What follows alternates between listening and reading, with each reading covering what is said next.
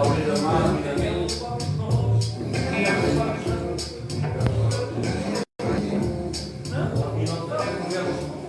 Ele lá confere lá o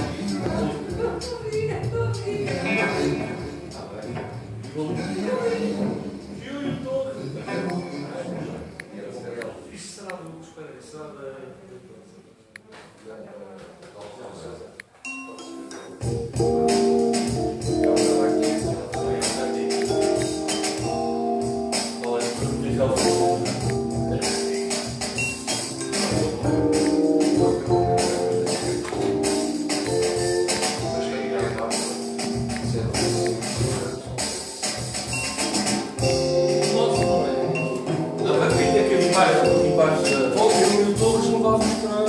Opa, eu preciso falar com vocês.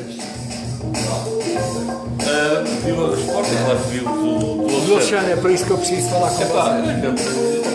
Vai só com o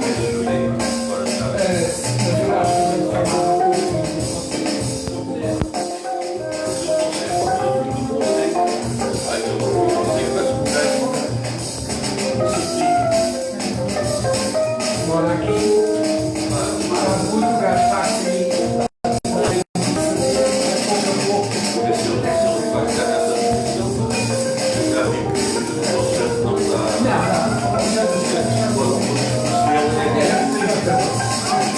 Olha, vocês viram a resposta do Alex? Vi. Portanto, não podemos contar com ele para aquilo. E se a gente falasse com o filho do Fonseca? Acho bem. Hã? Não. Acho bem. Não. Nós estávamos a pensar. O problema do Alex tem a ver com a questão do. Uma pessoa que fizesse uma parte do trabalho do Henrique. Exato, desse ali um apoio. E essa pessoa respondeu que não podia, não sei o que, não sei o que mais. Viste a resposta do Alex? Aquilo não me convence nada.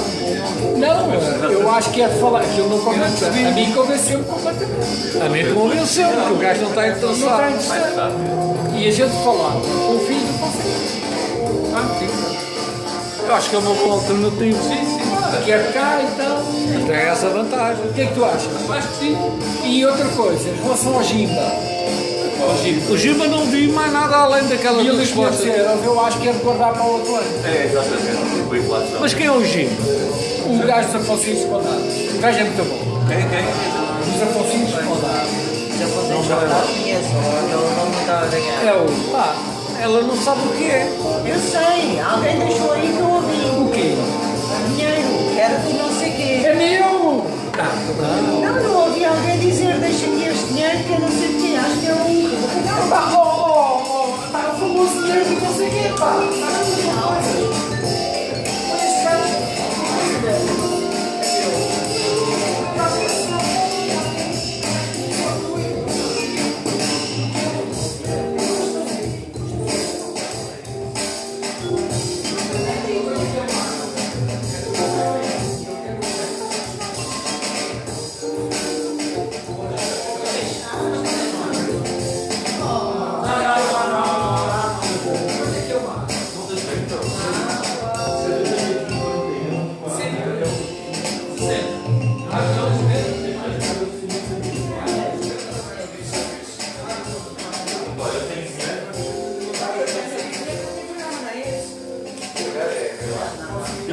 Não é não.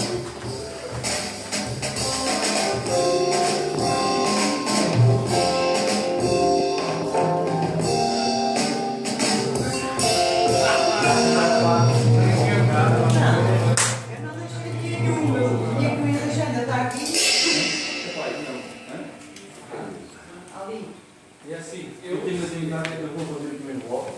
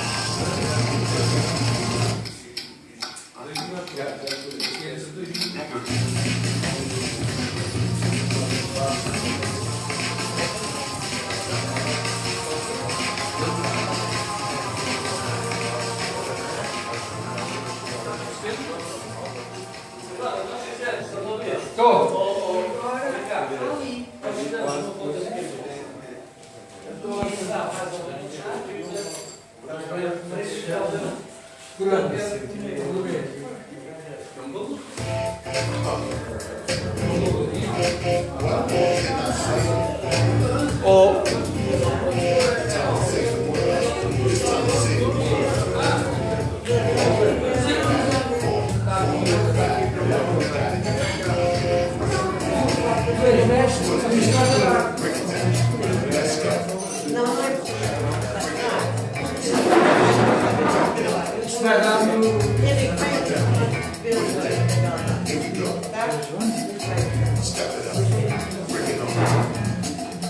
A lesson on how we're going to do it. Round the kid thing.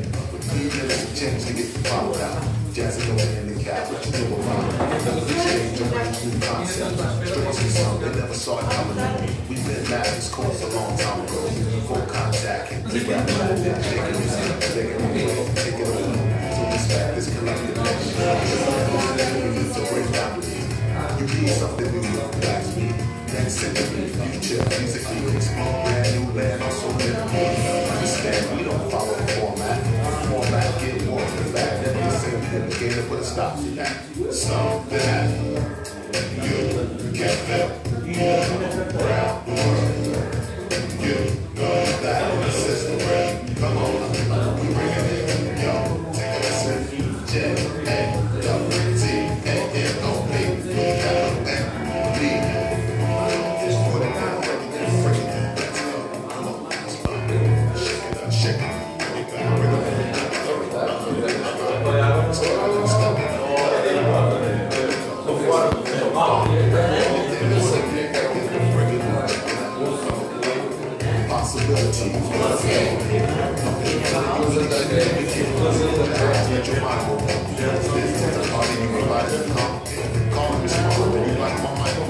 One step beyond, I'm around the right way. Realize I ain't surprised that you moving your head to what I said instead of holding the ball up. We have you ready, pay attention, cause we still got half of the blue. We're supposed to send tough that they ask me to send it all. Get me the minute, they all. We have to give them more for send friend. Living this song of the year, over Japan. You can't I said you feel this. Tradition of good raps and fun that is that. You like that, you know. We got to wait until the block. I'm making a promise to transmit, but you already know this is as good as it gets. Some might do, some might not even do it. So you move out one, two, that's all they do. Many niggas come along, we got a rule, so soon you can get it all. No one knows until you can't even breathe. And arms and paws get sweaty. All the ain't stopping, all the needs confetti. One lie, you the sky is the limit now. Any minute now, more than enough. Take it like it, then you better pack your stuff. I'm single-handedly filling you with the hate for what you're for. I'm just getting more fun for something that you feel. This one's real, so let's get to it. Both sides of the look, I know you got to do it. Let's get to it. Just do what to do. J over the crew. I know what you do it. something that you feel. This one's real, so let's get to it. Soft down. You can't feel round the world. You know that this is the world. Come on, we bring it in. Y'all take a sip.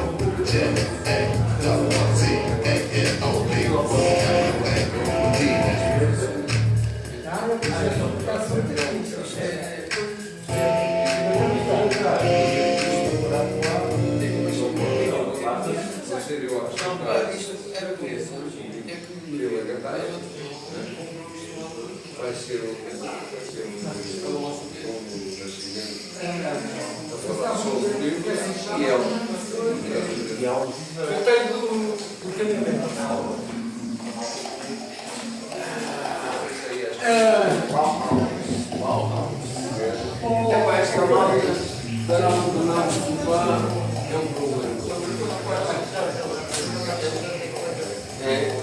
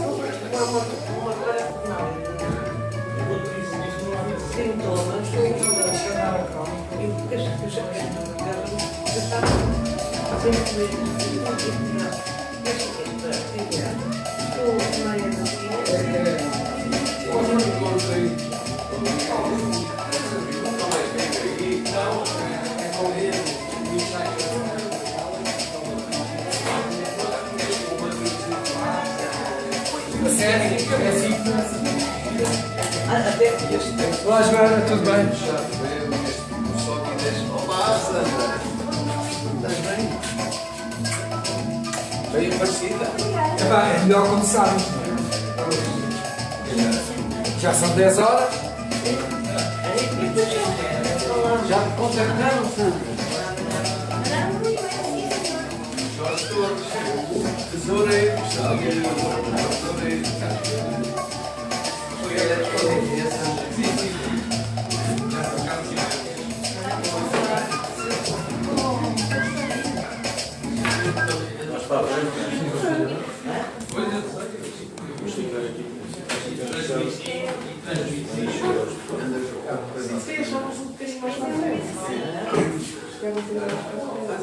Bom, então eu pedi a vossa atenção, meninos, E a secção Marista. alcoólica. Mas a gente resolve isso. Vou só apresentar muito resumidamente a mestre Teresa Salles, que é mestre em História da Arte, e nos vai falar das mulheres que ficaram esquecidas no movimento da Bauhaus.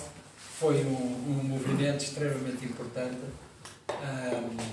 europeu, mas eu não vou falar sobre isso. Passo de imediato a palavra à nossa amiga Teresa Salles, que é moradora aqui da Caparica.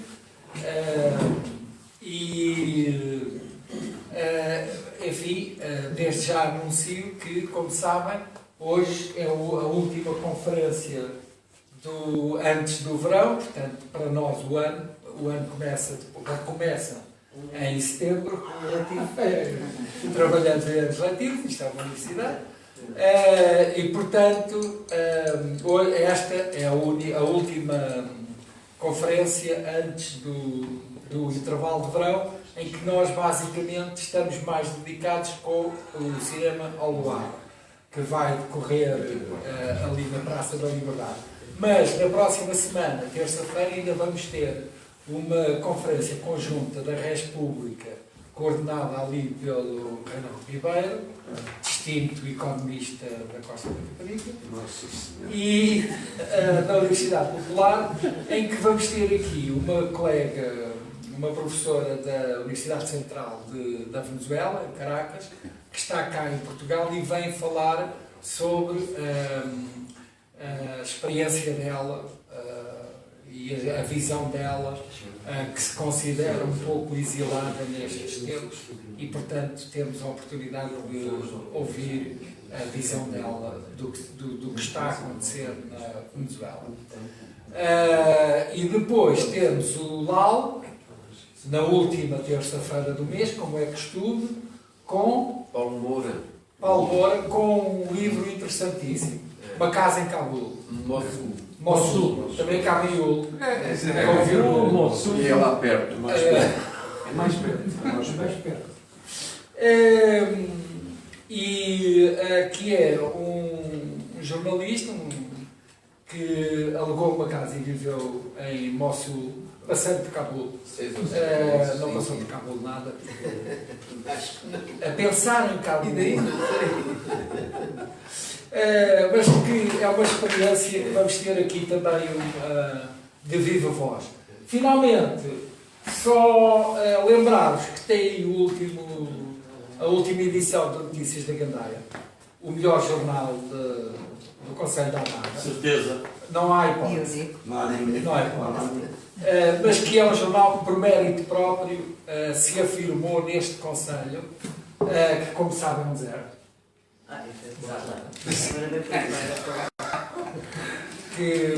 Consagrado como um deserto, e que, além dos camelos, estemos nós.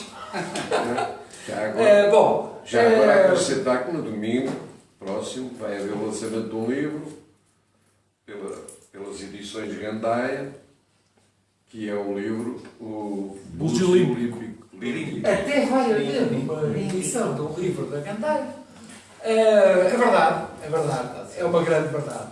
Búzio Límpico, que vai ser no auditório, não aqui, com uma série de artistas. Eu acho que veio os Rolling Stones. O Elvis Presley já garantiu. Não garantiu, está garantido. Não, agora falando a sério, vai haver com vários artistas. Eu penso que o João Lima vai atuar. O João Lima dos Orquestrados e dos Conhecidos. Penso eu que. Ainda vai haver mais uma edição do Notícias da Gandaia em julho. Já está na preparação e, ao contrário do que é habitual, já sabemos o que é que vai ser. Extraordinário. Pronto. Posto isto, só para vos recordar o que vem aí até ao fim de julho, aliás, até ao fim de agosto, a atenção toda para a Teresa Salles e a conferência sobre as inesquecidas da Bala.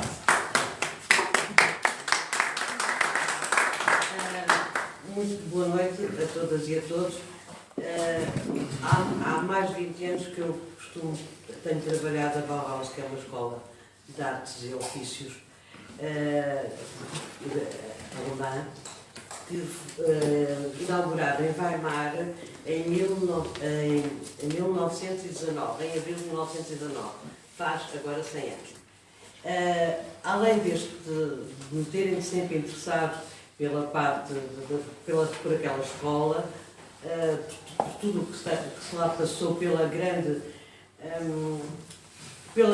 inovação que ela trouxe, pela revolução que foi na arte do século XX, aquela escola, em todos os sentidos, desde a arquitetura às artes plásticas, a tudo. Eu vou falar um pouco de alguns ateliês da Bauhaus.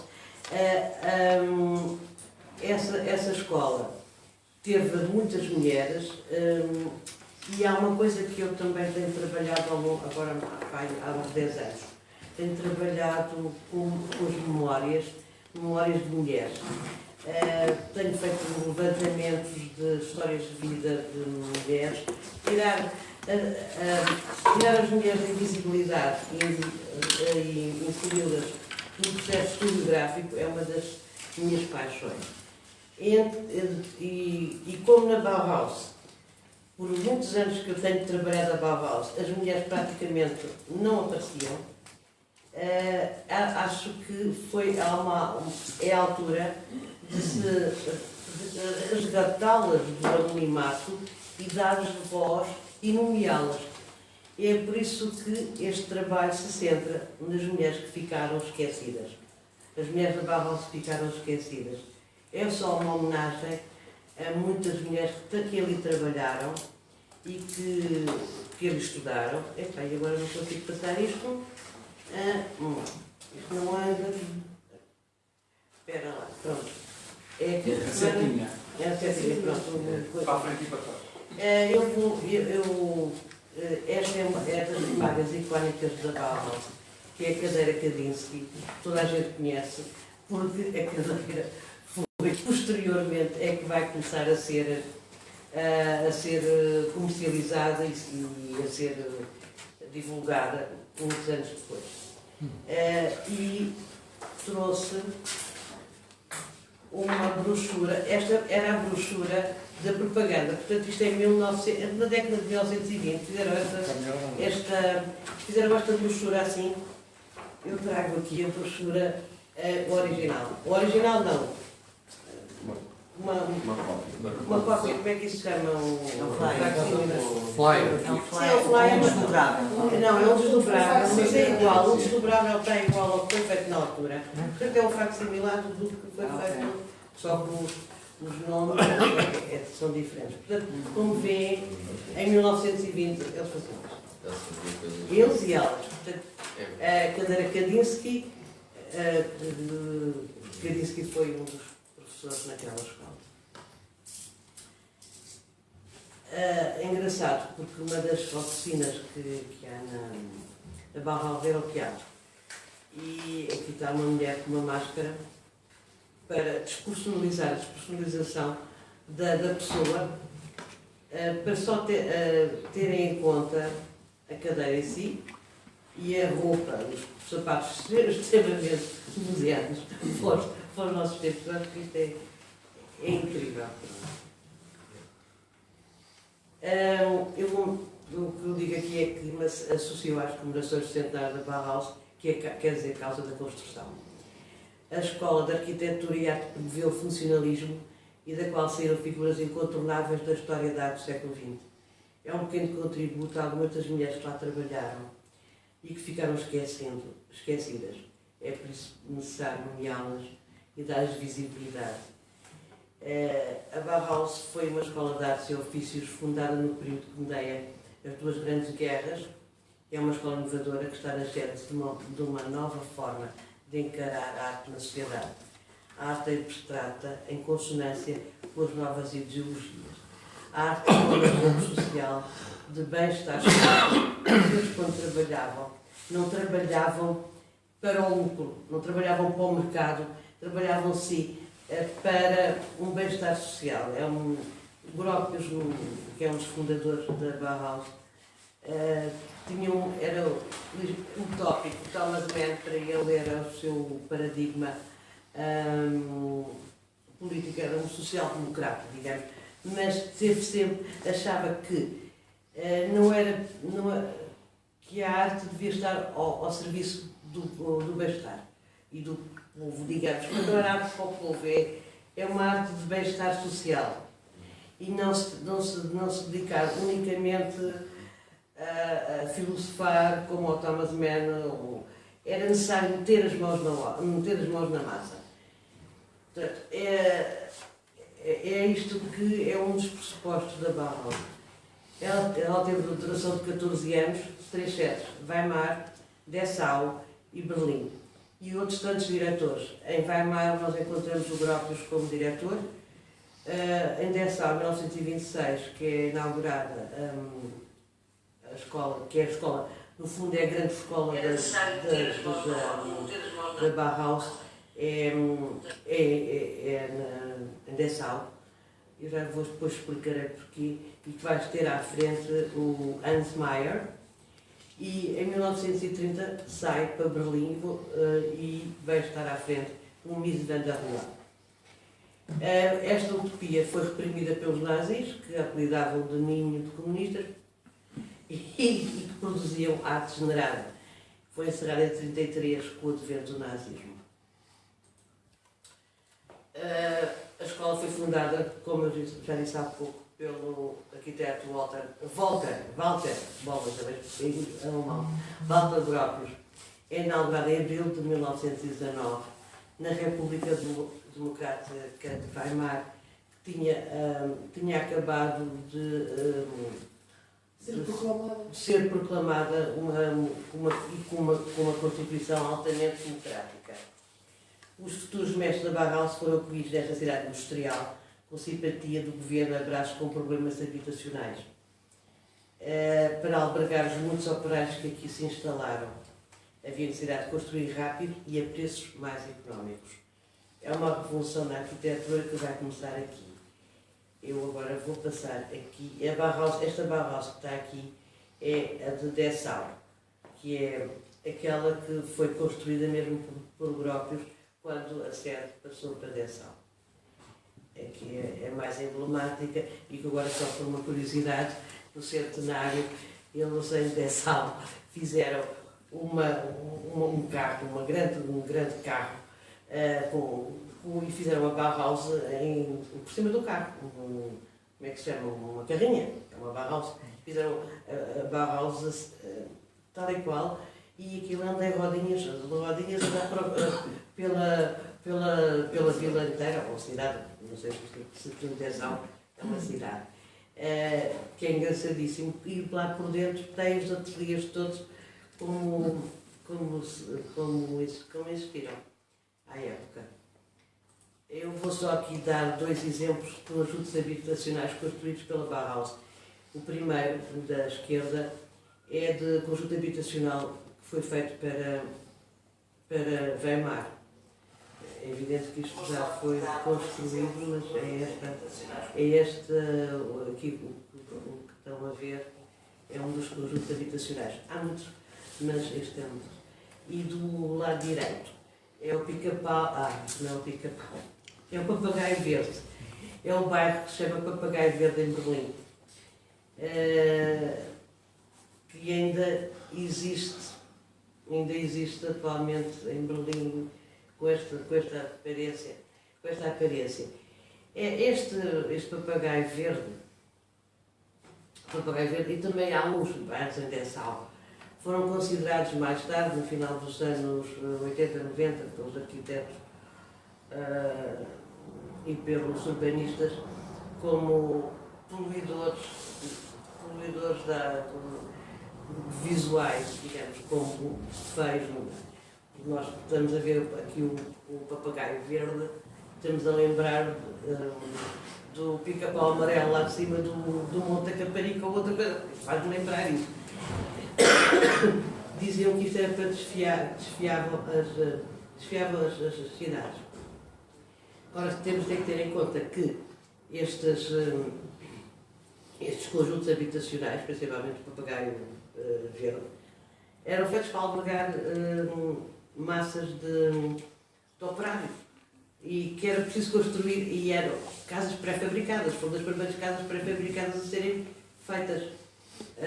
Foram estas com a Bauhaus. Bom, eu não vou continuar a falar sobre arquitetura, portanto vou passar para a escola em si.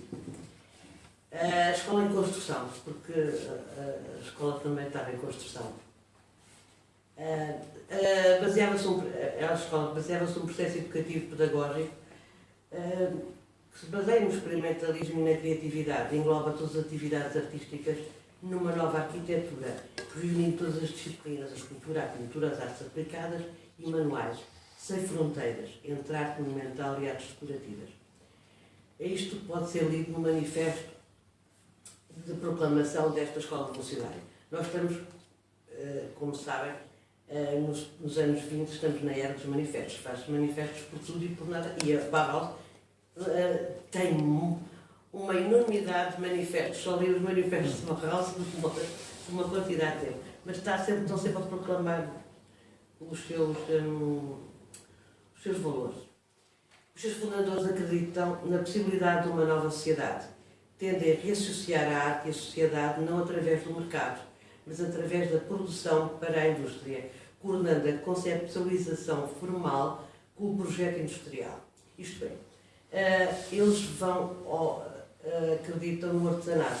Aliás, eles chamam-se todos mestres, nunca se chamam professores na escola, são os mestres, porque trazem isso do trabalho artesanal, do trabalho artístico, são os mestres. Vidreiros são os mestres de qualquer coisa. E trazem, mas como acreditam na história como metodologia, e acreditam que há possibilidade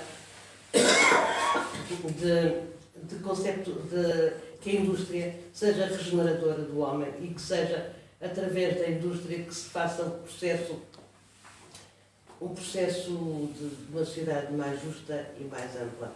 É através também do seu projeto industrial.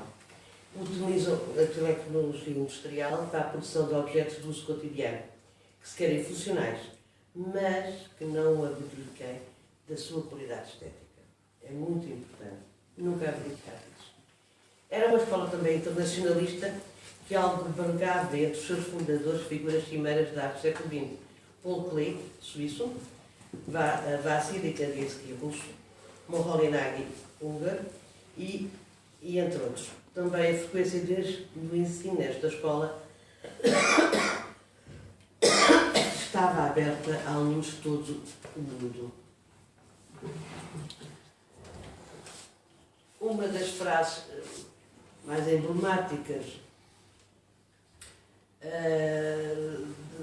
do início para iniciarem a escola foi a todas as pessoas sem limite de idade ou de sexo.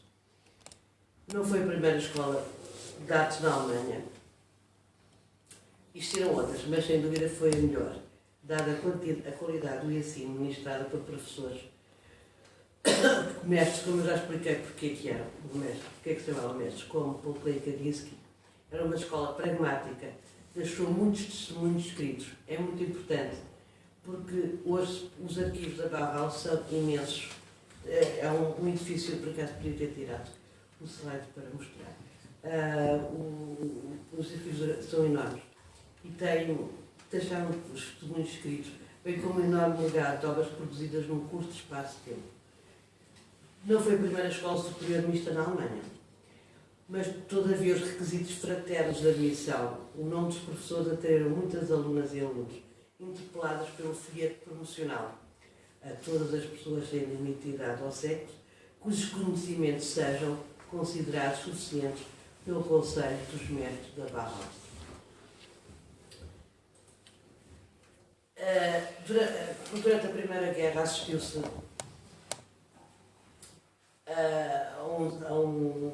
às cidades ficarem completamente desertas de homens, ficavam só as mulheres.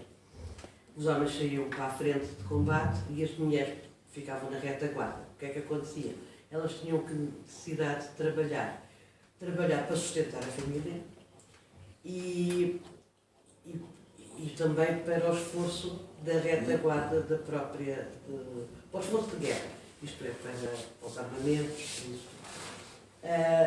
E elas ocupam, o que é que acontece? As mulheres vão ocupar o lugar dos homens, que é muito interessante. Lembro-me depois é quando voltam. As mulheres saem de casa começam-se a emancipar, não é? Vão começar a trabalhar, vão começar a ganhar o seu dinheiro, vão começar a ser emanciparem-se. E então, neste contexto, aparecem as flappers, que é o protótipo da mulher moderna divulgada pelo cinema mudo norte-americano, que foi rapidamente assumido pelas raparigas alemãs. Elas usam calças, que também não era muito normal no século 1919, não é? Usam calças, saias, cabelo curto, fumam, ouvem jazz, frequentam gabarés e elas assumem a sua própria sexualidade. São estas mulheres que são as destinatárias do outro slogan promocional da escola. Estás à procura da verdadeira igualdade como estudante e mulher, adere à Bauhaus. Estas mulheres completamente emancipadas, que sabem o que querem, aliando-se a uma vontade artística, um conhecimento artístico que muitas delas já o tinham, matriculam-se na escola em grande. E assim, no primeiro curso matricularam 51 mulheres e 61 homens. É quase igualitário. Portanto, as mulheres aderiram enormemente àquela escola. Mas também dizer que na República de Weimar também tinha sido atribuído o direito ao voto. As mulheres em Weimar, em 1919, já votavam. Portanto, há aqui toda uma sociedade já bastante desenvolvida nesse aspecto. Num aspecto. Bom, no entanto, o Grotius, quando vê uma quantidade de mulheres, que sentiu a necessidade de uma apertada seleção. E então acrescentou uma coisa ridícula. É que elas não estavam capacitadas, porque elas quase todas queriam ir para a arquitetura. E elas acham que elas não estão capacitadas para uma visão tridimensional.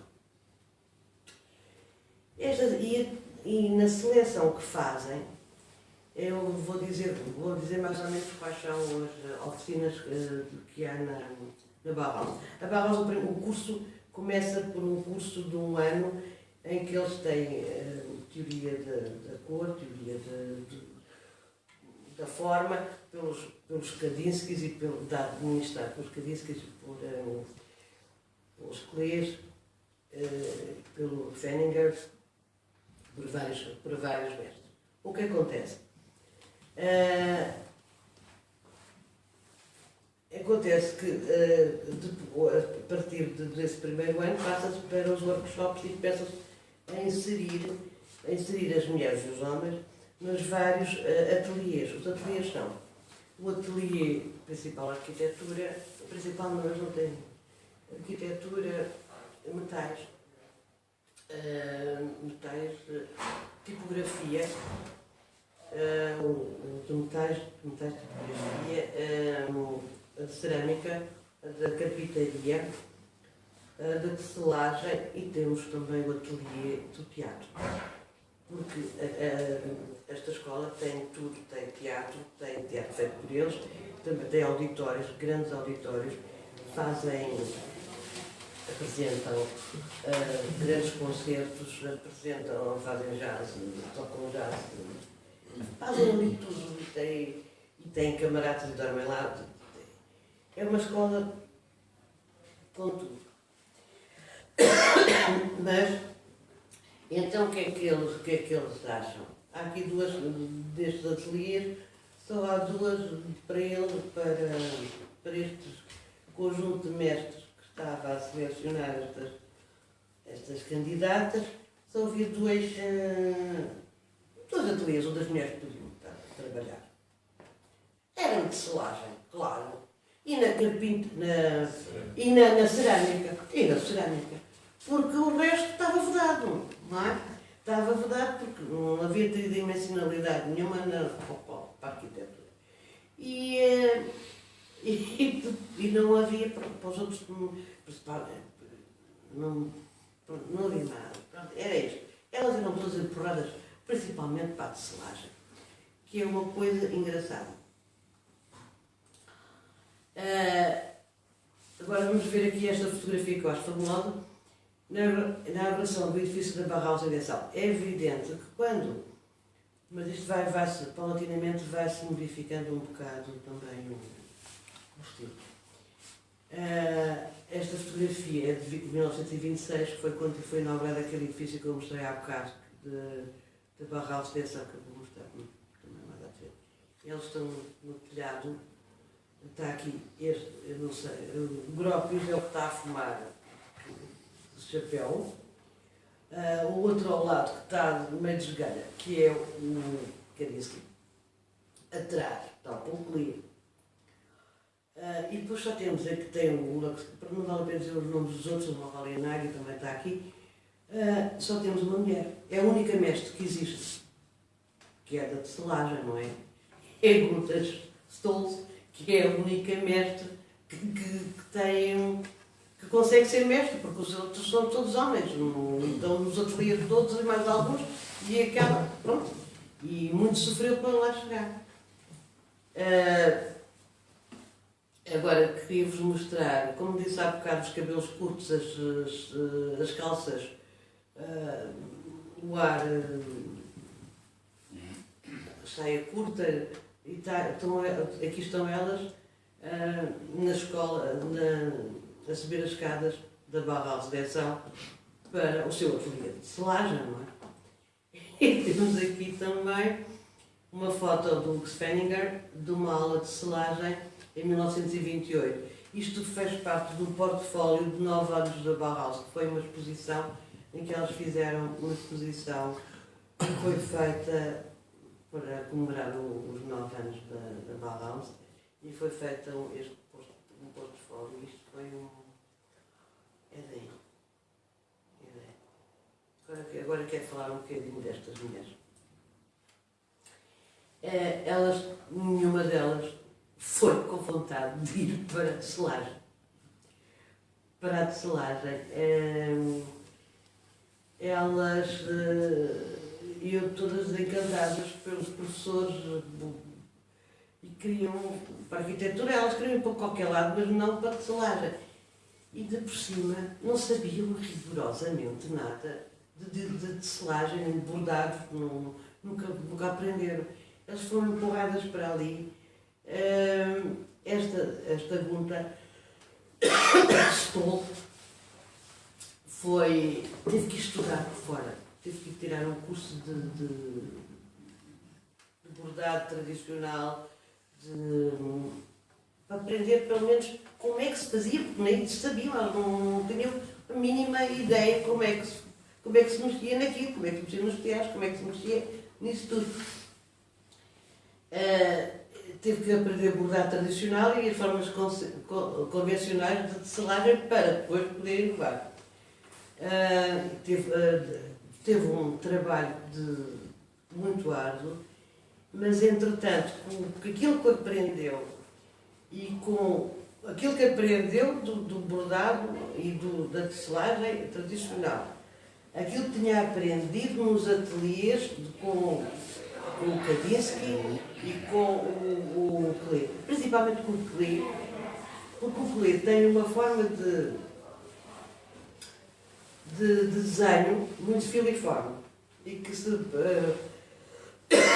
que muitas vezes se presta a trabalhos, de tecelagem, a trabalhos de tapeçaria. Ela e as cores vibrantes que esta mulher, as cores vibrantes do Kandinsky fazem com que esta mulher leve a tapeçaria a um nível invulgar. Isto é uma inovação brutal a nível da tecelagem. Eu vou passar aqui duas obras dela, uma em que se vê um tapete inspirado. Eu pus isto por baixo, mas qualquer pessoa que conheça o Kandinsky um pouco verifica que a inspiração está lá, de cada um deles. Não sei se estão. Eu acho-os magníficos, não sei o que acham, mas eu sinceramente sou mal para estar a ver. Entretanto, a Gunther Stolz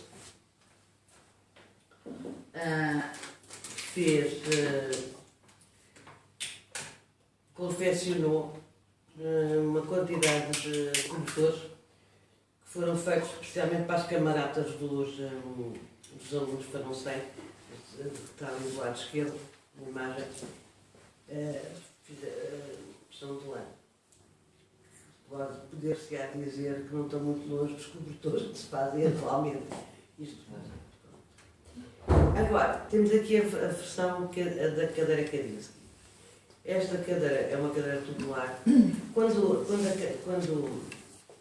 a escola passa para a tensão, eles começam a trabalhar para a indústria, como já tinha dito, para industrializar os produtos, os produtos criados por eles. O que acontece? Estava a Ereção, que era uma cidade de produtos químicos, tinha várias fábricas de produtos químicos, e tinha a Junkers, que era uma fábrica de material elétrico, de armas, e Junkers. E o que acontece? Tinha um imenso aço. E pela primeira vez vão substituir a madeira das cadeiras, as cadeiras que eram feitas de madeira, começam a utilizar os tubos de metal produzidos em injeção. Esta cadeira é inspirada nas traças filiformes, como eu disse há bocado, do Paul Klee, e dá-se-lhe o nome de Kandinsky. Dá-se o nome à cadeira Kandinsky. Agora, até agora, nós temos visto sempre a cadeira em preto, com os em preto e em napa. Mas afinal de contas, e isto foi uma descoberta que eu fiz agora, as primeiras cadeiras foram feitas em tecido. As cobertas foram feitas em tecido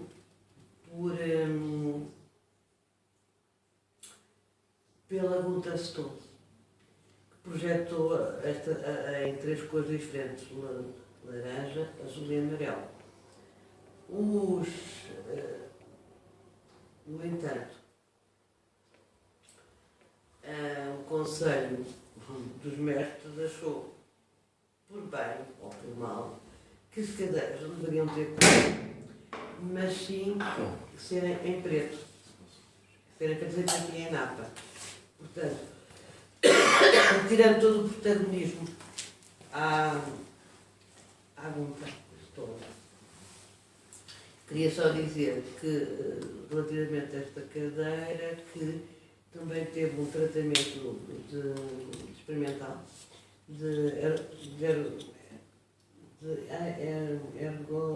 tratamento ergonómico. Enfim, pronto, foi das primeiras vezes que fez isso também, para as pessoas estarem sentadas como deve ser diretamente. Tendo em conta as cadeiras que eu conheço nas versões atuais, devem ter sido estudadas para alemães, porque se uma portuguesa se encostar atrás como deve ser, ficar com os pezinhos assim, ficam com os pezinhos lá. São muito confortáveis. É? Mas são muito confortáveis. Esta São. Mas São mais confortáveis que as nossas. isso também é verdade. Não é difícil. Também é difícil. Não é difícil. Vai ficar confortável. Esta junta se continua. Ela foi mestre, mas foi mestre escolhida pelos próprios alunos, porque foram os alunos que escolheram pelos mestres, não fizeram nada. Ela, entretanto, esteve na escola até 1933 e com o advento dos nazis mudou-se, teve que sair do país, da Alemanha, e vai para a Suíça e montou um negócio de selagem. Agora vou falar de outra desgraçada. Anne Albert entrou para a Bauhaus com o marido José Albert. Vocês já ouviram falar pelo menos do José Albert. Ela foi das mulheres que mais chorou, mais barafustou, mais detestou ir para a tecelagem, porque ela queria ir para qualquer uma, queria ir para os metais, queria ir para não sei quantos, mas não conseguiu. E lá foi, e lá teve que ir para a tecelagem. Bom, esta foi a aluna do Paul Klee. Ela inspirou professores e colegas entre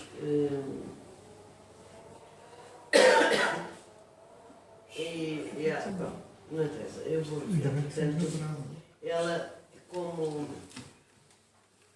é muito inspirada, no princípio, quando na Bauhaus, é muito inspirada pelo Pulque. E ela fez das telas dela o seu maior objeto de estudo e acabou por toda a vida se dedicar ao têxtil. É que ela foi a primeira artista a expor-se individualmente têxtil no MoMA, em 1949. Eu apresento aqui 2 tapetes dela, e agora é uma coisa, ela trabalhou tipos de tecido, porque eram fabulosas. Isso no design lavável era concebida especialmente para auditores. Isto não dá uma ideia do enorme que eram, porque tapavam os auditórios todos. Faziam paredes com os seus tapetes. Ela expõe pela primeira vez no Homem 49 e mais tarde teve agora uma exposição retrospectiva na Tate Modern entre dezembro e janeiro de 2019. Isto é um tapete efetuado. Entretanto, com o advento do fascismo, eles saem todos em 33. Esta foi para a América com o José Albert e foram para Blue Black Mountain, que é na Carolina do Norte, direcionado para Blue Black Mountain. Ele, o José Albert, é conhecidíssimo por transportar a nível pictórico toda a carga que tinha trazido da cor, todo o trabalho de cor, de luz que tinha trazido da Bauhaus e foi o primeiro divulgador do trabalho efetuado na escola. Não como arquiteto, mas como pintor. Ela como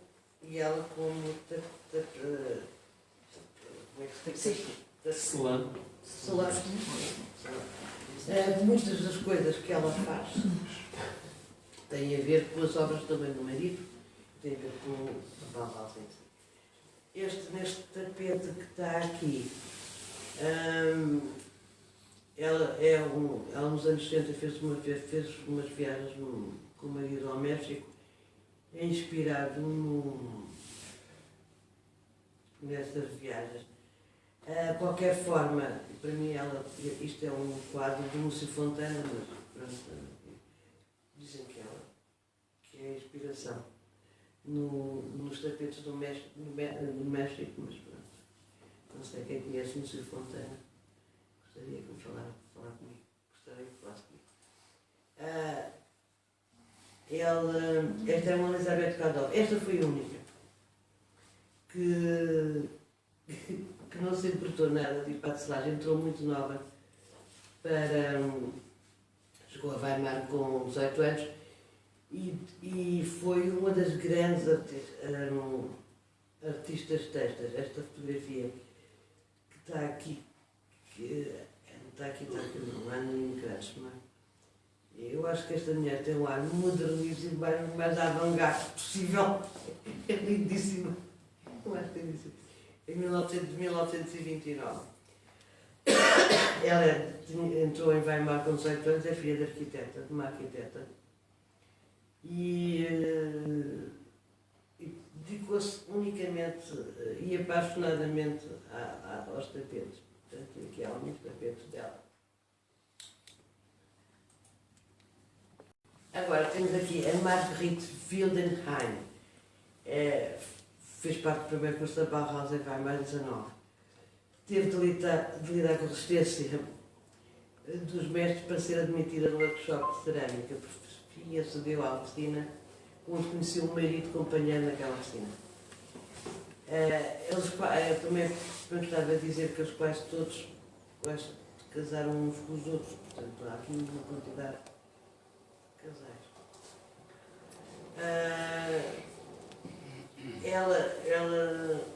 A Margarita, que era judia, teve de abandonar a escola em 33, não conseguiu lecionar na Alemanha.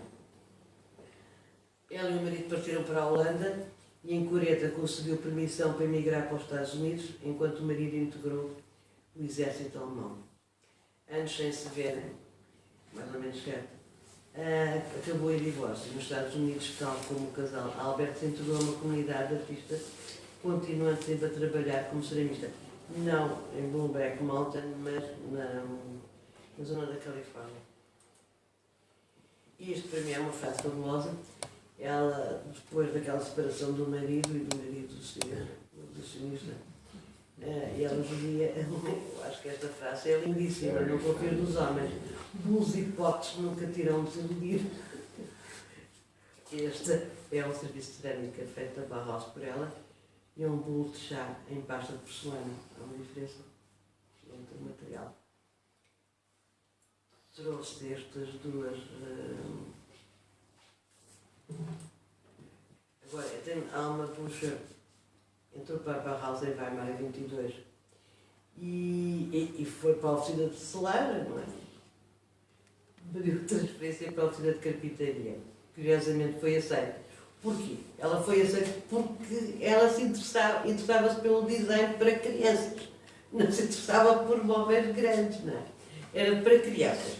Portanto, aí podia lá está. E ela, dessas, está com os seus desenhos, marionetas e brinquedos, que vêm sendo fabricados até aos nossos dias. As coisas dela são fabulosas. Eu fico encantada assim, eu trouxe uma quantidade delas para vocês verem. Está à venda de qualquer lado. Para mim é professor da lei. Mas é madeira, que seja giríssimo. Este peão está à venda na loja da Bauhaus por 30 euros. Bauhaus. Aqui estão mais dois objetos dela. E um jogo de caixa, não é? Essa é uma caixa, sim. Um jogo de caixa. Eu, por acaso, num dia que eu apresentei isto, uma amiga, uma velha, não interessa, comprou isto na Bauhaus, lá no. Tem isto. Comprou. Mas também, quando éramos crianças, tínhamos aquelas caixas de madeira. Agora, isto ainda é dela. Isto é um quarto para crianças, não sei se reparam, foi desenhado por ela. Não sei se reparam, no fundo, naquele. Tem pavimento às cores, é a cozinha. A criança, portanto, porque a organização da casa, para eles também tem uma certa organização, teria que estar quantas crianças verificar no campo visual de quem estivesse na cozinha. Para a mãe ou para o pai poderem tomar conta das crianças.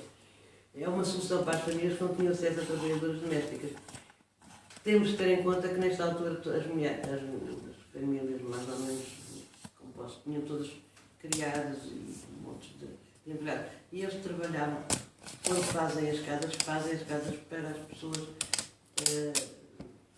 que não têm, que vivem, não têm empregados, as famílias que hoje em dia, a classe média, de hoje em dia, que não era, na altura não era, esta casa era muito moderna, muito para aquela época. Se nós formos a ver as casas que se faziam em 1920 em Portugal, ou 1940, não eram assim. Esta foi desenhada para a House and Horn e apresentada na exposição da Bauhaus em 23.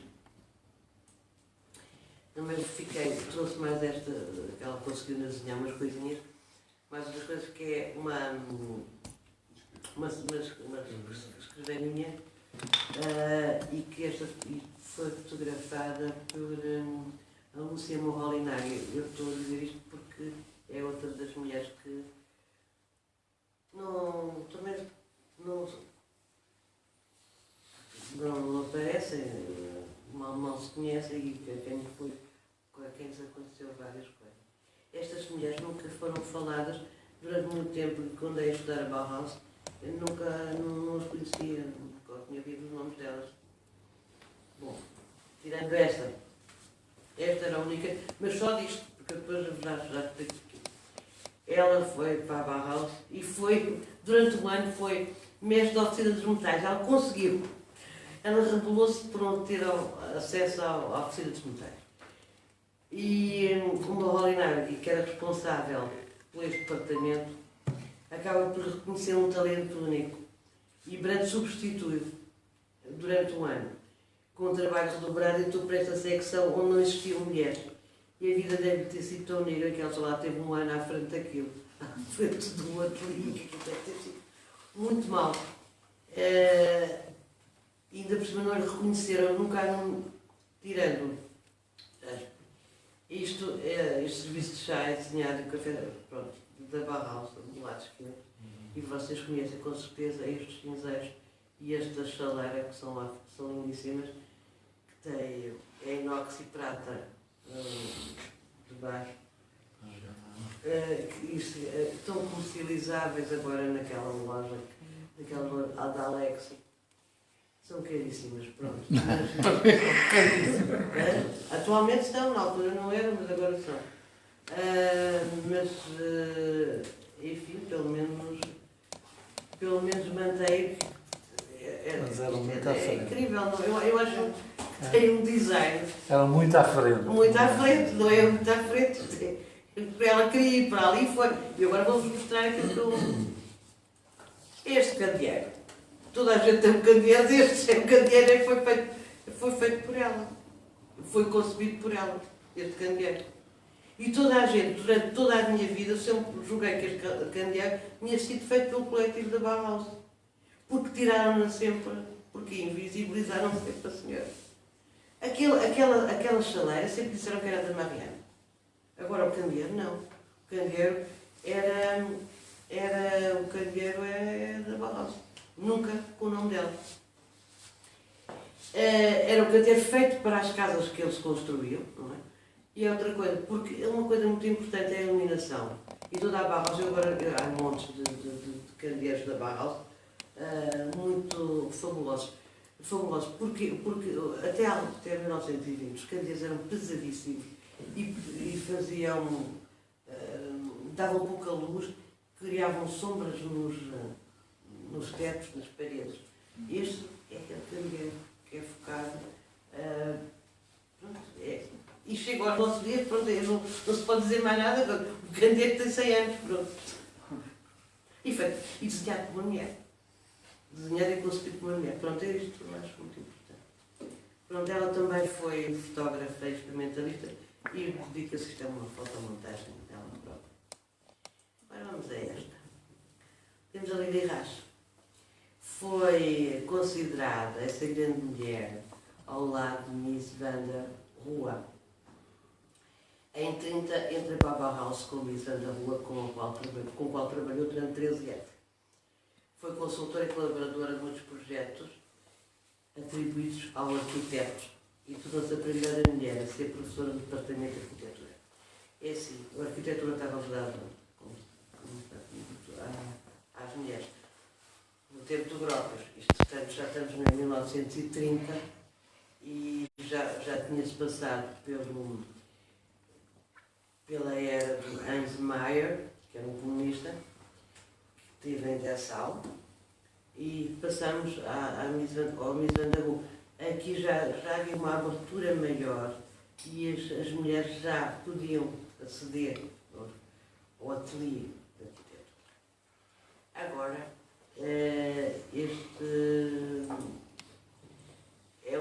este é o pavilhão que toda a gente conhece também, o pavilhão da Alemanha,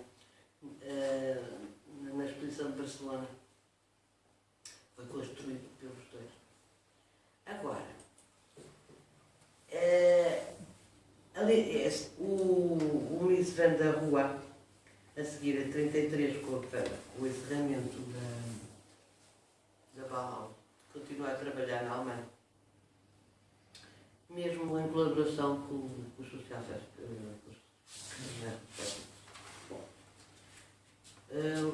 Socialfascistas. Nacionais socialistas.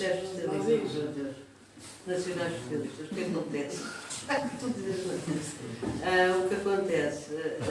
Ele, entretanto, vai para os Estados Unidos. E ela quer ir com ele, mas ele não leva. Deixou pura e simplesmente. Ela fica na Alemanha. E, entretanto, tudo o que tinha sido feito pelo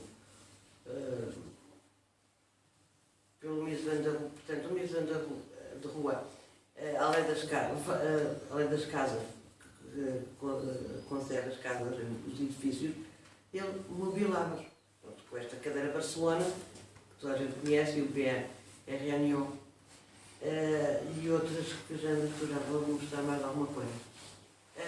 Do mobiliário. Assim que vai para a Alemanha, assim que vai para os Estados Unidos, nunca mais o Miss van der Rohe desenha um móvel, uma cadeira, não desenha mais nada, desaparece aí. Entretanto, desapareceu tudo e esta investigadora, uma curadora do MoMA, ao estudar o Miss van der Rohe para fazer uma exposição retrospectiva no MoMA, descobre estas coisas que eram da Lili Raj. Ora, o senhor Miss van der Rohe aproveita-se do trabalho da Lili Raj e diz que é dele, mas não é dela. E aqui está a prova de que é um folhetinho daqueles esquiços em que está o nome dela com aquilo que ela desenhou. E há aqui mais investigadores que o dizem. Isto é apropriação. Aqui está dois interiores de casas, da casa Tugendhat, nos anos 30. Estão aqui as cadeiras desenhadas pela Lili Raj. E mais outros móveis da Lili Raj. Eu acho que após a descoberta da autoria das obras, quem sabe se algum dia se poderá dizer Miss van der Rohe, esse grande homem ao lado da Lili Raj. Espero que seja. Bom, ninguém acha piada, pois são homens. Eu sei. Pois, exato. A Lotte Stambis é... 3 és? Sim, deve ser gralha, sim, é do 2S. Em meio baixo está com 2S, sim. Sim, este também. E tem 3 anos. Foi bem. Podia ser. Tem mais, desculpa, não. Aqui é esta também. Mas esta são 2. Esta em 27. Também entrega o ateliê de arquitetura da Bauhaus e é a primeira a estar com Hans Mayer. Após o fecho da Bauhaus, continua a trabalhar com Mayer e posteriormente segue para Moscou. Em 46 a 68, ela vai para a Holanda e foi convidada para trabalhar para o Departamento de Construção da cidade de Roterdão. É mais outra mulher da Bauhaus que ninguém sabe. A Lúcia Moholy-Nagy foi a fotógrafa da Bauhaus, delas a mais emblemáticas, as fotografias mais emblemáticas da Bauhaus. Deve ser 1989, não? Sim. Deve ser Pois é, 1900. Por acaso há uma coisa que eu tenho estado a reparar, que são tudo senhoras que vivem para caralho. Viveram Mas se for ver. 90 e tais, quais horas? Estou a falar assim, mas se forem ver, por exemplo, os arquitetos, homens, quase todos vivem também imensos anos. Os artistas plásticos também. É uma característica, não sei, mas não é só destas. Lá tem que ir para artista. Podes escrever? Será que ainda vou a tempo? Esta deve ser ela dos.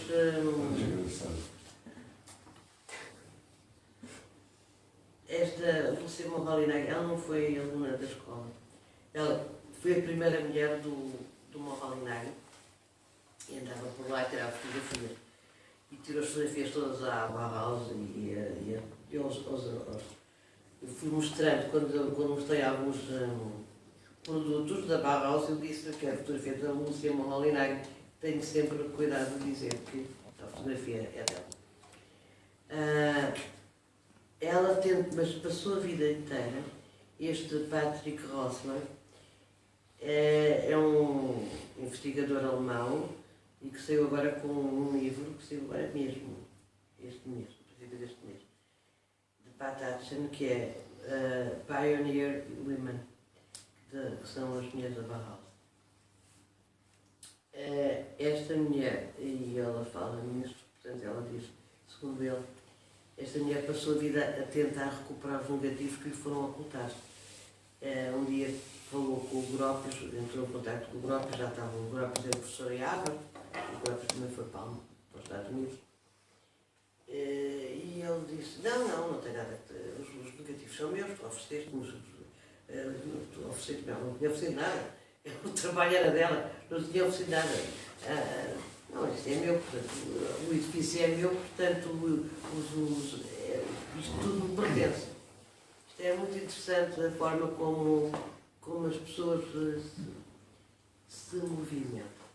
Isto são fotografias da escola. Dela. Há uma coisa interessante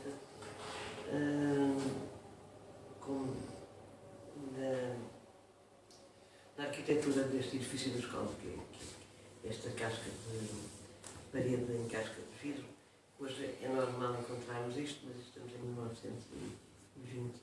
As primeiras casas em vidro, porque era necessário e era imprescindível para uma escola daquele calibre ter luz. E a gente sabe que a luz não é assim muito abundante. Quanto mais luz houvesse, melhor. E ela capta a essência, e uma coisa, a fotografia está tirada de tal maneira, além de dar a dimensão da escola, esta fotografia capta a essência da luz. É uma fotografia muitíssimo bem tirada, é um grande fotógrafo. Aqui está uma das casas. E essa desculpa, mas essa fotografia é mesmo dos anos 20, finais dos anos 20, 30? É que é incrível. Uma fachada em vidro naquela altura. Exato. É um desafio técnico incrível. E provavelmente depois foi mobiliada. Não é, pois é daqui. Se calhar foi reconstruída. Isto não, esta fotografia, aliás, repare que a fotografia tem um ar mais antigo. Tecnicamente, isso deve ter sido um desafio incrível. Esta mulher é uma ótima fotógrafa, mas perdeu os negativos. Mas ele está a falar... Eu estou a falar mesmo do aspecto construtivo, em termos de técnicos Mas eu também estava a dizer, e repare, esta fotografia também sim, vulgarmente bem tirada de baixo por cima. Eu vou mostrar, pronto, esta, deixa-me cá ver. Não, tem que estar aí, mas aquela fotografia de objetos. E depois tem esta também, que é a Casa dos Mestres, porque havia, em Dessau, havia a escola e havia a Casa dos Professores, ou dos Mestres, que disse que cada um tinha uma casa. Que são estas. E no meio de um bosque. Também a fotografia também é dela, também se nota que a fotografia é. E ela, esta, eu não falei no ateliê da tipografia, que é uma revolução enorme, e na tipografia com a Barros, porque era só homens. E então eu não falo neles. Mas olha, isto é uma fotografia de um dos cartazes dela, que ela tira uma fotografia de um cartaz.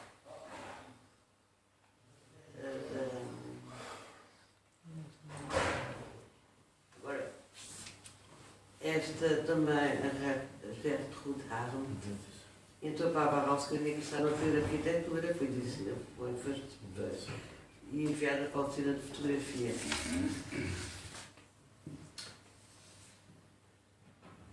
Como fotógrafa, ajudou a converter esta oficina nas mais bem geridas, tornando-se naquela que melhor fez a ponte entre a arquitetura e o design, portanto, a parte da fotografia.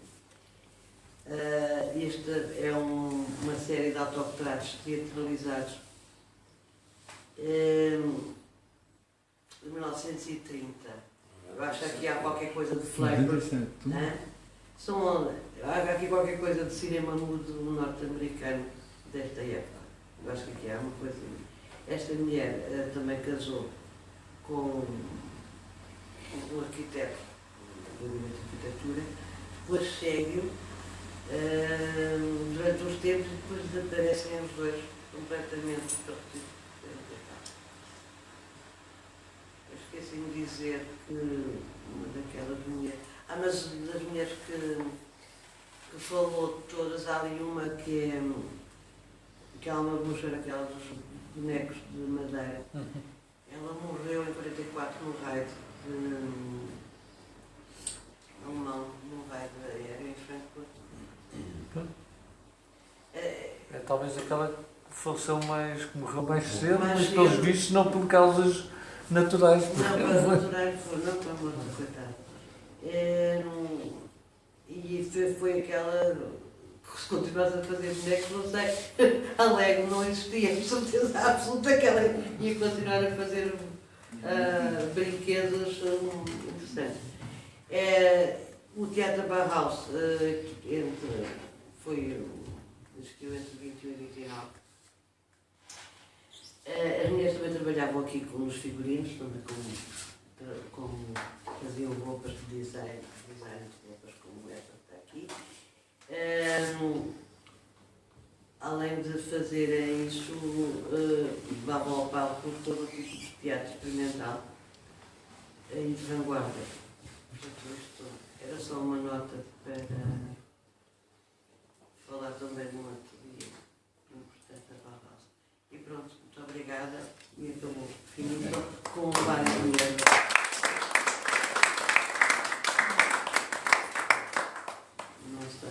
Eu estava já agora não sei se deixamos de falar. Eu por acaso tirei no 10º e 11º ano do curso complementar dos liceus. Pronto, foi na área de desenho, artes. Pronto. E muito cedo apercebi-me do nome Bauhaus, mas em termos tipográficos. Exatamente, a tipografia. Mas eu não por causa do tipo de letra Bauhaus. Mas a letra Bauhaus que nós temos, não é a letra da... Não? Não. Então, vem no esse tipo de letra? Não. É um tipo de letra, mas não... não tem nada a ver com a escola Bauhaus? Não. Quer dizer, deve ser uma apropriação. Pois, ou uma sequência posterior. Exatamente. Que não vem de lá. Não. Pronto, eu por acaso Mas pensava eu que tinha a ver tipo, com... agora, o que tenho, bem, podia ter trazido para aí para ver. No fundo tem a ver um bocado com o logotipo da Bauhaus. Qual é o logotipo da Bauhaus? O nome, o Bauhaus, que está escrito na frente do edifício, na fachada do edifício. Eu acho que é esse tipo de letra. Já é esse tipo de letra Bauhaus, só tem maiúsculas. Mas, por exemplo, sabes que eu quando mando às vezes fazer cartaz ou peço para fazer cartaz ao Manel, eu peço letra Bauhaus, eu não sei o que, é que me disse que não tinha nada a ver com Bauhaus.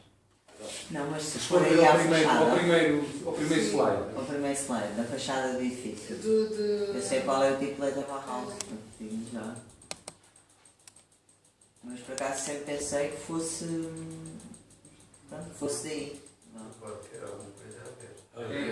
Já passou. É o segundo.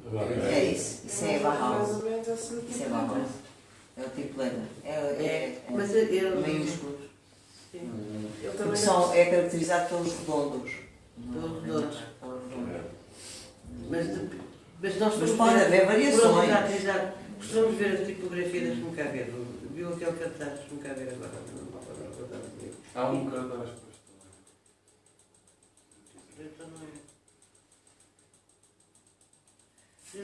Também Só tem a fazer ver com... Não. Isto só é- tem a ver com... Porque para mim a letra da Bauhaus, aquilo que eu imagino, é, exatamente, é mais alta. Não é redonda, é mais alta.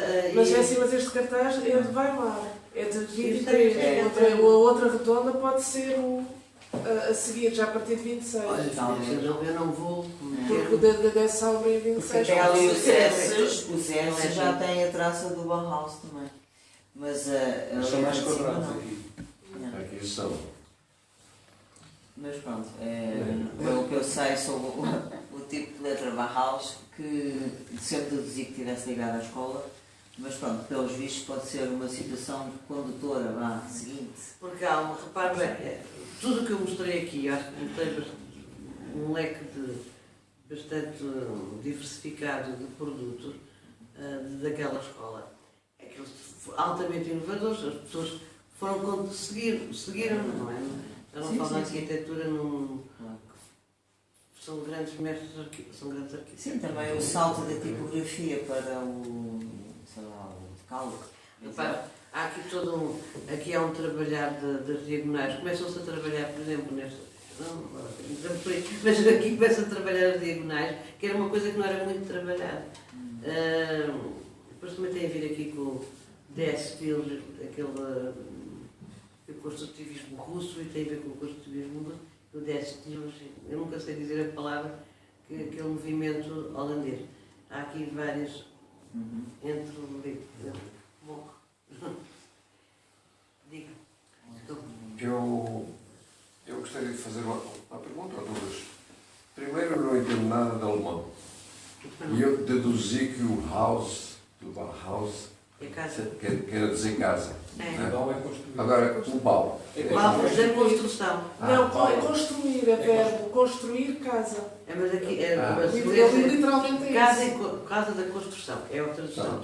Essa era uma das minhas dúvidas. A outra era o seguinte: a senhora falou que as mulheres tiveram uma grande dificuldade em passar além do artesanato no artesanato, do têxtil e de outras coisas. A tecelagem era já para a indústria. Exatamente. E eu pergunto porquê e quem é que fazia essa proibição? Eram os próprios colegas, os próprios mestres? Eu disse. Os homens. Eram os homens, eram os mestres, eles que.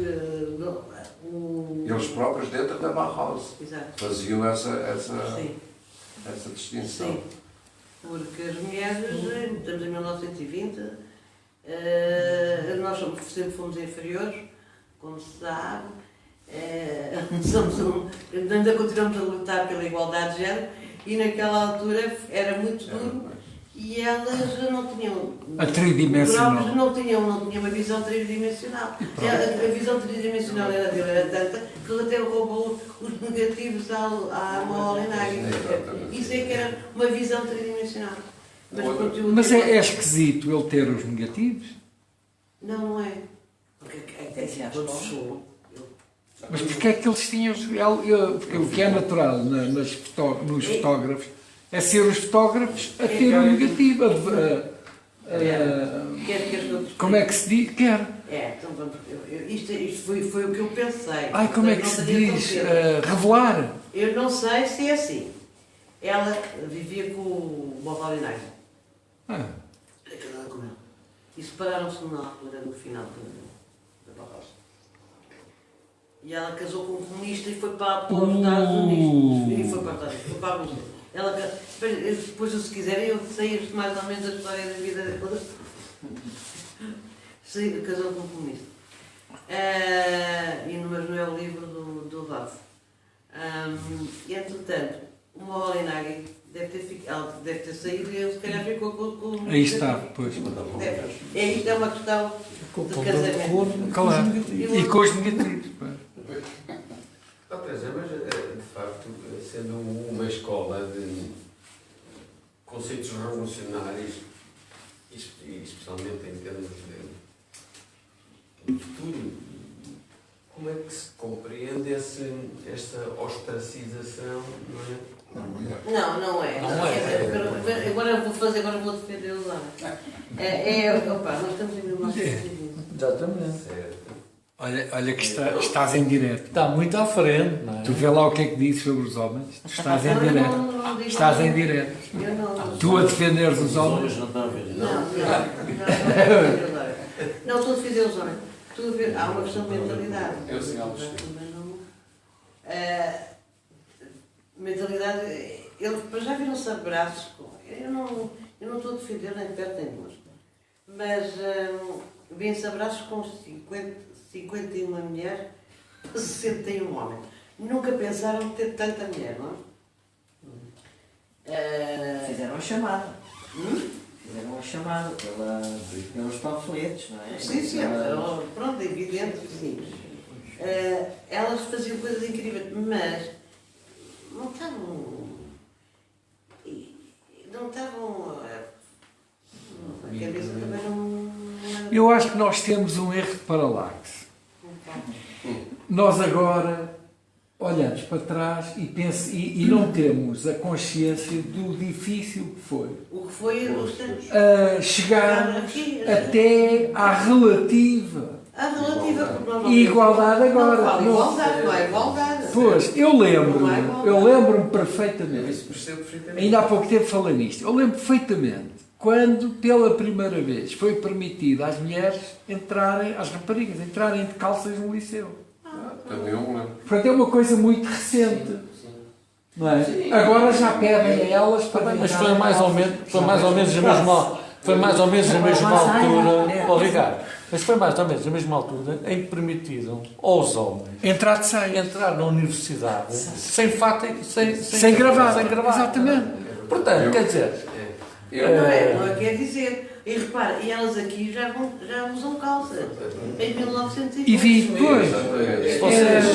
Que em Portugal ainda não usavam. Não. Era escandaloso. Se vocês repararem nas fotos todas dos anos 60. O meu liceu era absolutamente. A rapaziada está toda de fato e gravadinha preta. Mas há uma coisa que eu também fiquei assim com alguma curiosidade de saber. Que dessas mulheres que foram apresentadas aí, eu reparei que muitas delas, daquelas que foram apresentadas aí, acabaram casando ou vivendo com colegas e indo para aqui, para ali, para Moscou, para os Estados Unidos, não sei para onde.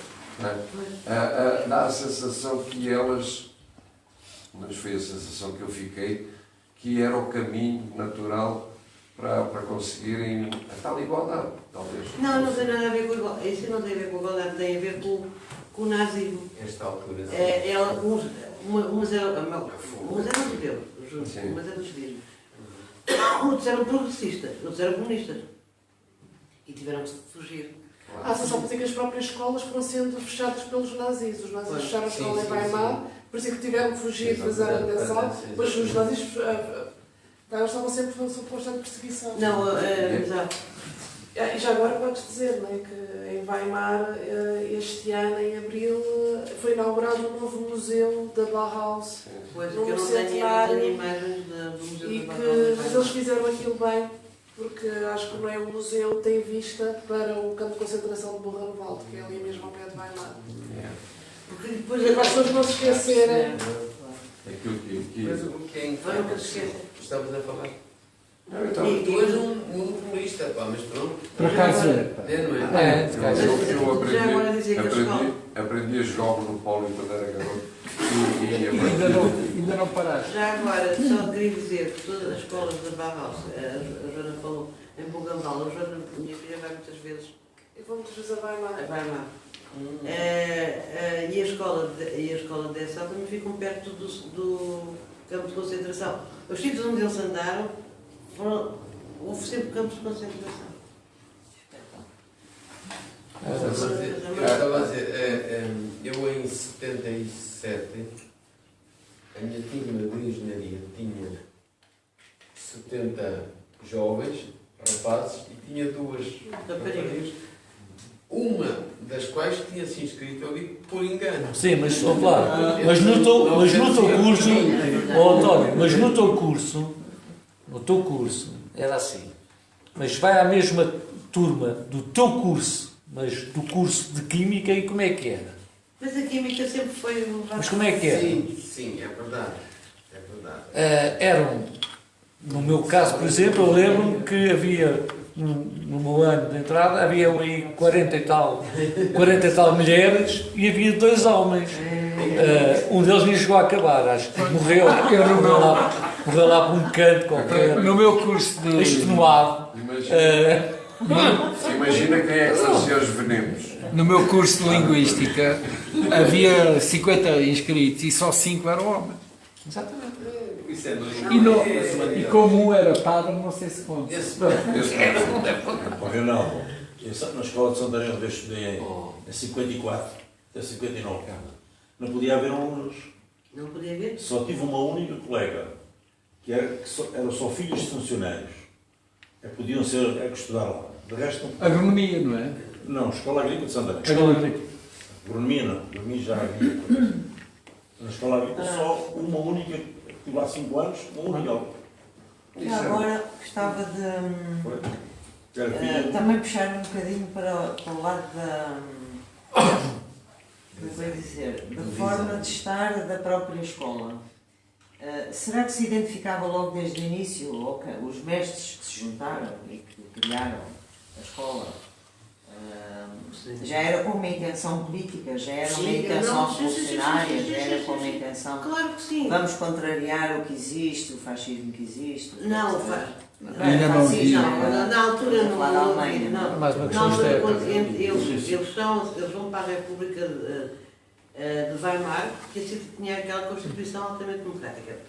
Eles pensavam assim, eles queriam construir uma sociedade mais justa, mais igualitária, em que as pessoas pudessem aceder, os operários, tanto o operário como outra pessoa qualquer, tivesse acesso a umas condições dignas de vida. Mas não igualitário, mas não interessantemente, nenhum daqueles elementos era operário. Eram todos de uma elite, eram todos elementos de uma elite muito...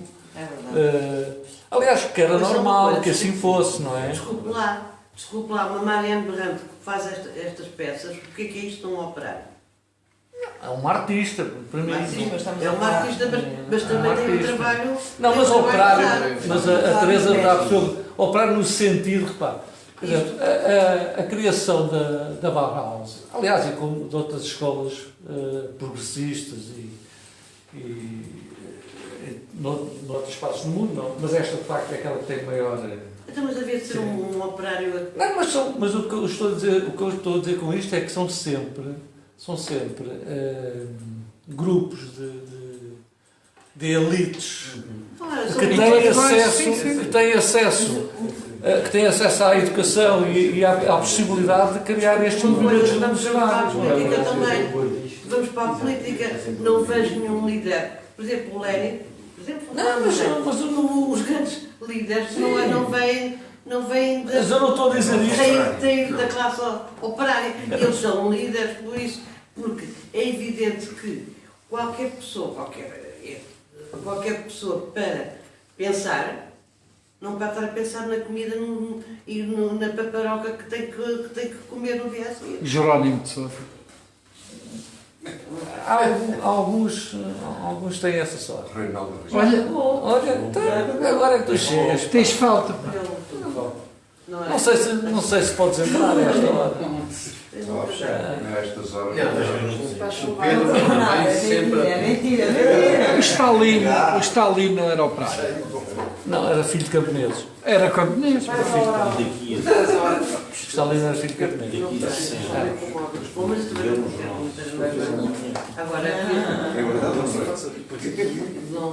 O Mao era filho de professor. Mas lá está, o Mao já pertencia a um.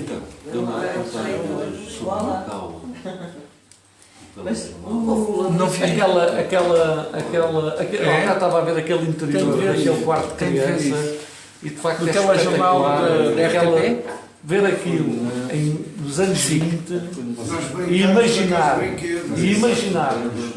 imaginarmos as condições, por exemplo, temos isto, imaginar os anos 20 e imaginarmos o que eram as condições de vida na cidade, já nem estou a falar fora mas em Lisboa, imaginarmos uma sala, uma casa como esta, não sei, eu não conheço, não imagino, não é? Portanto, estás a imaginar nos anos 20. Eu nasci em 1946. Foi, exatamente. E o palheiro rodeava bem a casa, não é? Não sei bem como é que para a arrumação. Para a arrumação. Era uma visão muito à frente.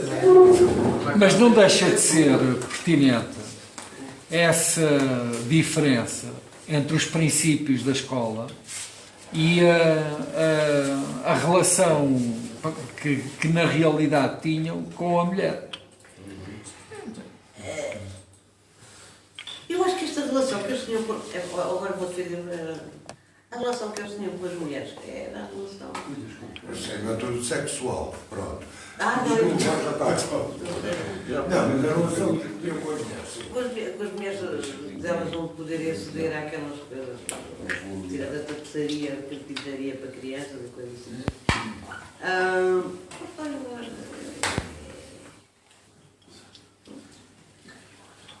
É fruto da época. É fruto da época. Eu compreendo isso, mas não faz sentido, Teresa. Não faz porquê?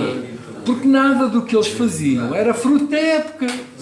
Estavam muito à frente, mas não neste aspecto.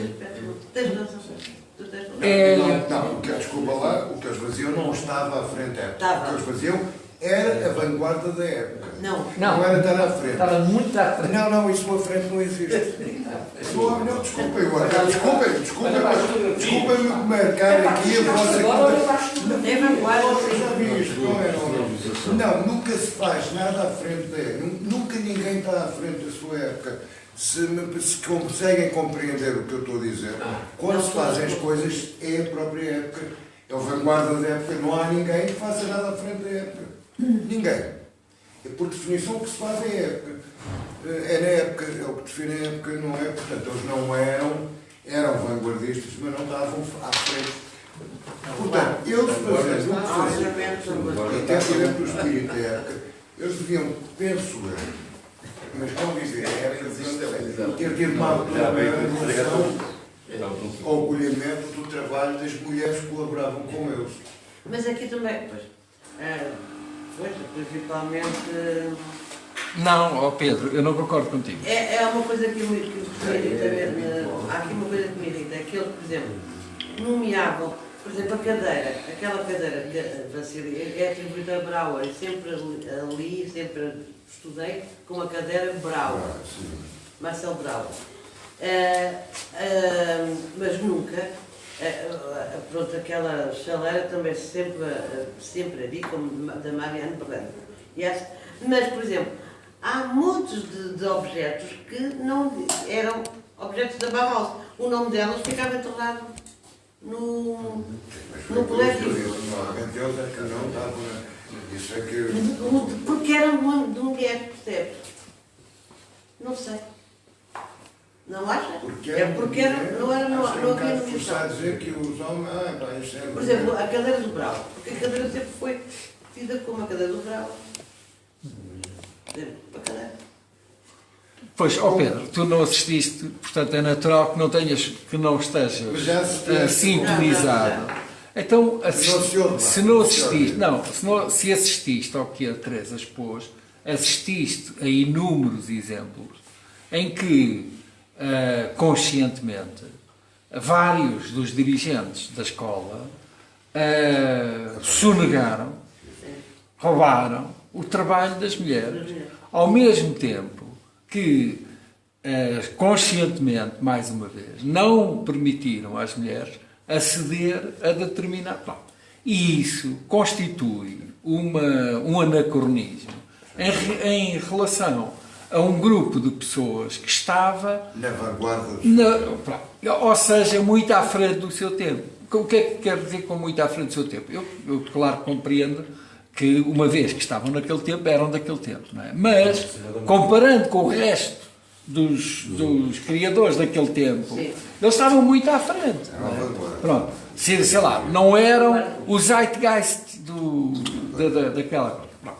E realmente é um anacronismo inesperado, e desde já agradeço à Teresa Salles ter trazido aqui esta conferência, porque vem trazer luz sobre algo que é inesperado.